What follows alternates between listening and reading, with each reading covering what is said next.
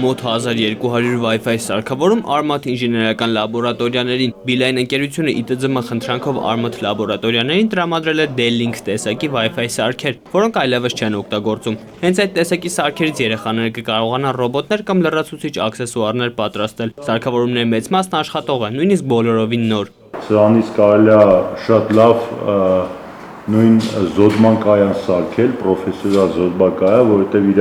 հոսանքի հնարավորությունները մեջն են, տրանսֆորմատորը մեջն է։ Beeline-ի գլխավոր տնօրեն Անդրեյ Պյատախինն ընդգծեց, որ կրթական ծրագրերին աջակցելը միշտ էլ Beeline-ի համար ռազմավարական ուղղություն է եղել։ Wi-Fi մոդեմներն օգտագործելով դպրոցականները կկարողանան բազմաթիվ ինժեներական խնդիրներ լուծել։ Համոզված եմ, որ դա կօգնի այդ լաբորատորիայի ուսանողներին